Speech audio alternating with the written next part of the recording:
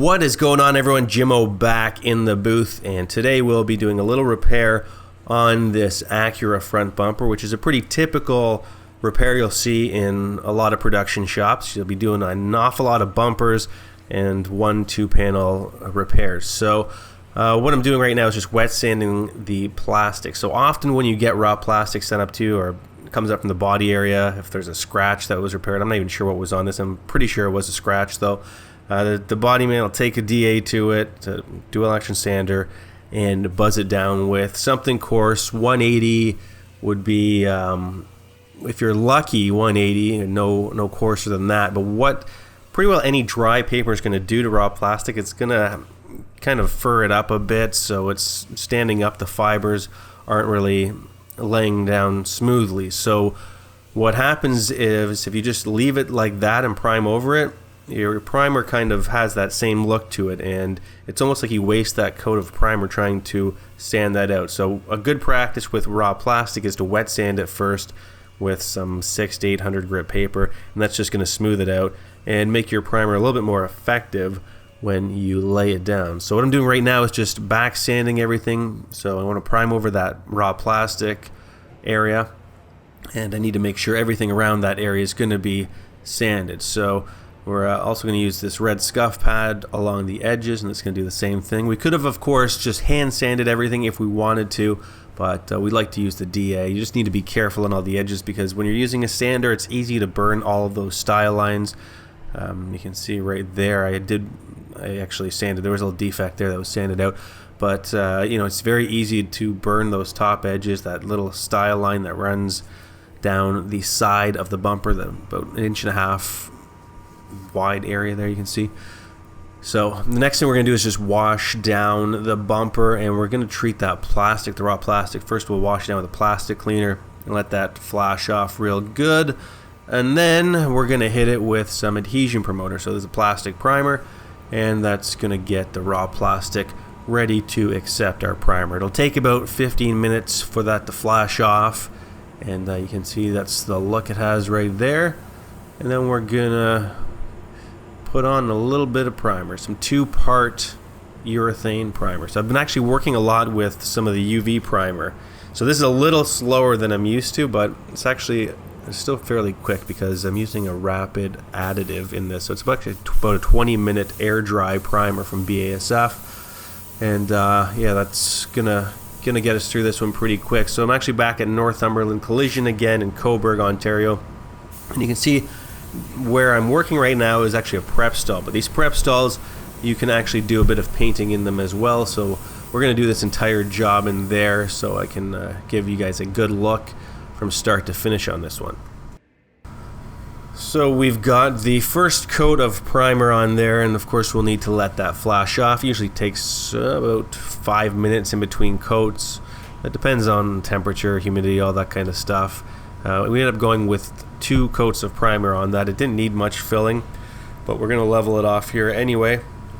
And what I'm putting on right now after it's dried, so it took about 20 to 30 minutes to dry before I can jump on it here. And I'm using the 3M graphite powder guide coat. So what this is going to do is let me see any imperfections. So when I start to block here, I'll start to see if it's not quite as level as I need it to be. So we want this to be perfectly level. I mean, in all honesty, on a white bumper, if you have some ripples in your repair, like in terms of how straight it is, you're not really going to see it anyway. But of course we want to have everything as nice as we can. So blocking it out here, it actually seemed like everything was already feathered out properly, and I didn't, I probably realistically could have just went right to a DA on this one. So what I'm going to do after I block this is put some more guide coat on it, because I'm blocking with something a little coarser, a 320, and we want a finer scratch finish, something like a 600. So if we put guide coat on every step of the way, and I've heard some people suggest that it's maybe a crutch or something for beginners, but I'm telling you, in every high-end shop that I visit, this is a must for everybody in the shop, because it just saves so much rework. It lets you see what you need to work on. So once we put the guide coat on again, I'm going to know that once I go over it again with some 600, that once that guide coat's gone, then everything is perfectly smooth and ready for paint. So We're just going to go over with the DA here real quick and get everything smoothed out.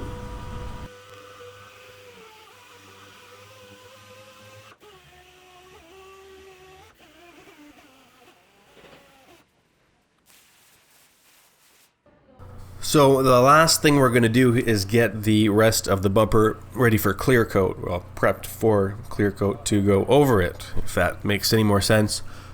Basically, what we have to do here is clear coat the entire bumper. We'll put some base coat in that one little area, but we need the rest of the surface ready to go. So what we're going to do to prep that is use a sanding paste, RM's 851, which has a mild acid in it that's going to help with adhesion as well. And yeah, we're going to scuff it all up and get things ready. So there's a few different ways you could approach this. Some people will just sand down the entire bumper with some 800 or finer sandpaper, or maybe a combination of both, which is what I'm doing here. Either way is really a fine way to do it. Both are generally approved. There's some advantages, I guess, to sanding in terms it's going to remove any pre-existing defects that might be in there, and you'll avoid maybe painting over existing dirt nibs that might be in the clear. And I'm just going to remove a bit of that texture as well. So, I mean, either way, again, is approved, but whatever you want. That's what we're doing here, is a combination of kind of sanding our flat spots with some 800, and then a gray pad and some paste over the rest. And at the beginning of this job, it's important to clean it off with a good, maybe soap and water originally, but then move to a high-quality wax and silicone remover to get rid of any contaminants before you begin. So we're just going to have a quick look at this color, and as I've talked about this before, you want to do this well in advance of the vehicle coming into the paint area. I mean, for me it's a little bit different because I just kind of drive around and show up at these random places and say, hey, what do you got that I can paint? And that's sort of the story with this one here.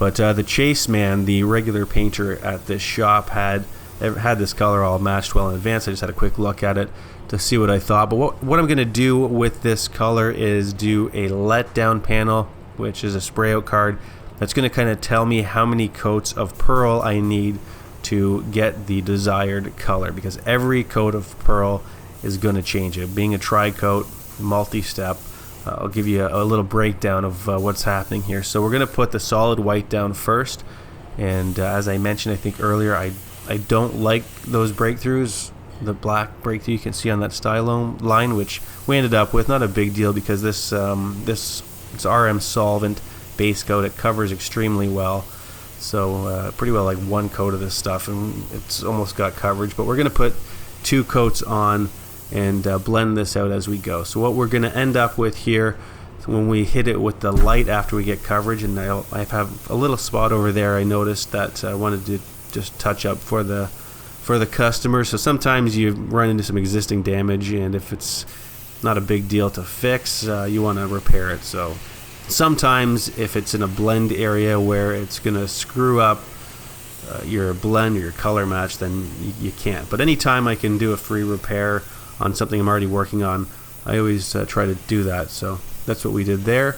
And so we're just going to blend out our white. We're going to try and keep it away from the top where it lines up to the hood, so we want to keep the original color matching up to the hood, which I'm pretty sure those 2 little spikes at the top of the bumper will line up to it. And then we'll have the original color on the right side, on the passenger side. So we'll only have our new color here on the driver's side. So we've got coverage now on our spray out card. We've got our initial color here blended. So what we're going to have at this point is we're going to have a solid white blended into a metallic or pearlescent color.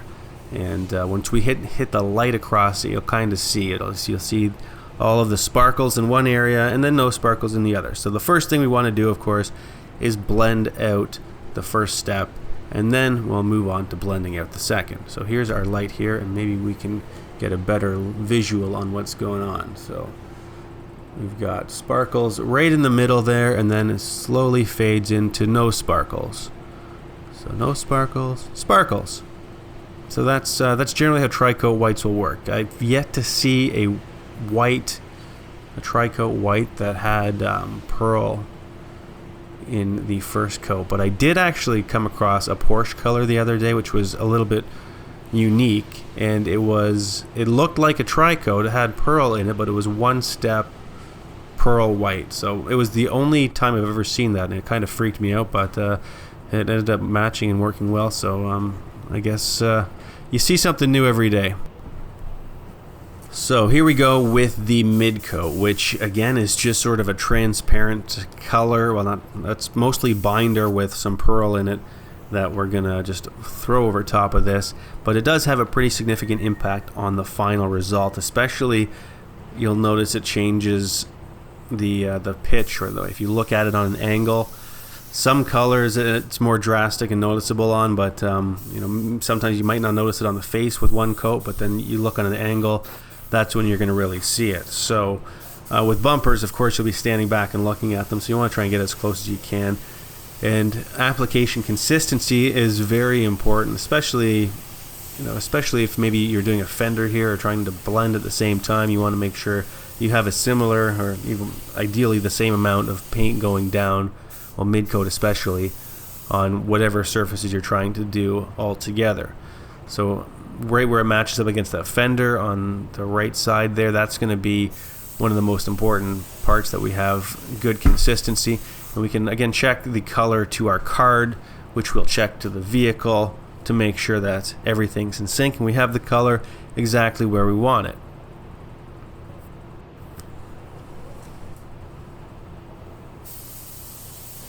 So again, here we go with color 2, and it's funny, I'm always trying to position myself in a way that that lets you guys see it, and sometimes it might be at the expense of proper form, but anyway, I always try and make sure you guys can see what's going on.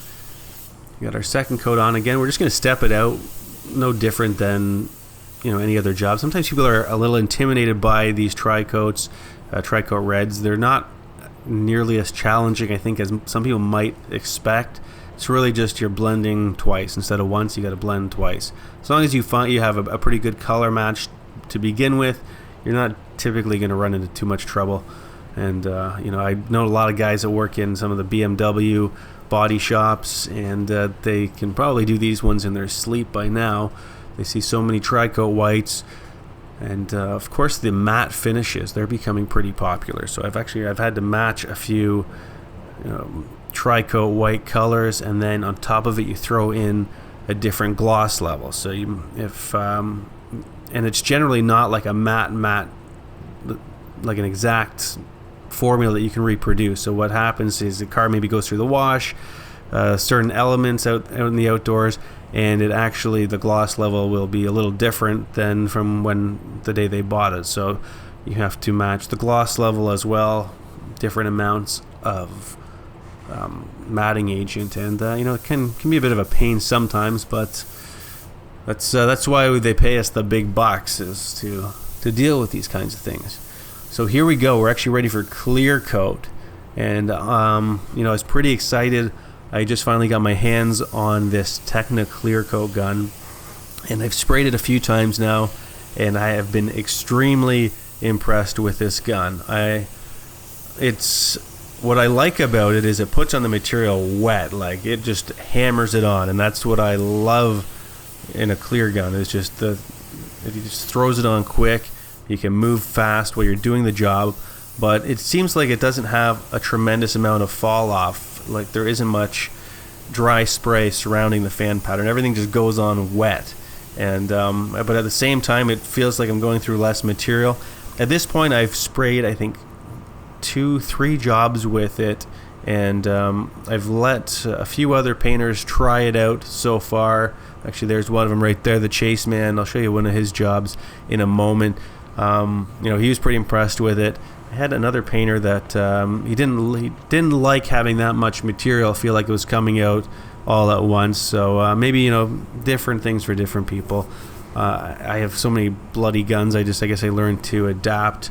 I was thinking what I might do for future videos is just get a wheel, and then I can spin it, and whatever it lands on, that'll be the gun that I use for that video. Because it's a tough gig. I just come across all these paint guns from a combination of my work with Refinish Network here and also my technical rep stuff. So there's no shortage of guns to use, which is pretty cool if you're a paint geek like me. So you've probably seen a lot of them on Instagram if you're following. If you're not, you should be. Why aren't you? At Refinish Network. Make sure you check that out. Now these bumpers, when you're spraying the clear on them, they can be a little tricky when they have this many offsets. This one has kind of a funky little pattern at the bottom where it recesses in, and it's easy to get runs in those areas. This bumper, all in all, isn't as challenging as some. I've sprayed some pretty challenging bumpers. When you're starting out, I remember those ones could be significantly more challenging than, say, something like this, or I'm trying to think off the top of my head of an example of a bumper that's really smooth and doesn't have many recesses on it, but I can't. So, you know, that's where we're at. Now you can see that spray pattern. It's a nice pattern. I'm still working to dial in this gun for pressure. I got it at 26 on the inlet, and it seems to work pretty well. I was looking back at some of the videos, and it looks like there's a little bit more overspray, so I'm not sure. I might need to dial it down a little bit at this point, but we'll get this one sorted out, and we'll be better for it. But at this point, it's working well. I'm pretty happy with this gun. I actually like what Develbus has done with simplifying their guns. They've got the Tecna primer gun, the Tecna base coat, the Tecna clear, and it just simplifies it, because you would be amazed at how many people are completely confused by paint guns. And there's so many shops I go into, and people will be using a clear gun for base coat, you know, a base gun for clear, and then you know, they'll have everything just swapped out completely. They won't really understand it. So I guess ideally we want painters that are familiar with the equipment they're using and can make those choices, but I'm still not opposed to this idea of just simplifying it for everybody and saying, hey, this is a base gun, this is a clear gun, this is a primer gun, and you know, might save some people out there a little bit of headache.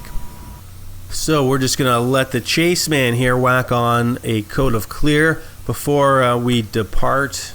You can see we've got a bit of a little paint showdown going on, and it's a cool shop here. They've got, like I said, they got the two prep areas which are certified to paint in, and then they've got this paint booth in the middle. It's like a museum exhibit. You've got the glass windows on both sides, and people are just walking by, poking their head on the glass, and it's like a zoo. You know, the elusive painter. What is he up to? Everybody wants to know. So we got to put on a show, I guess.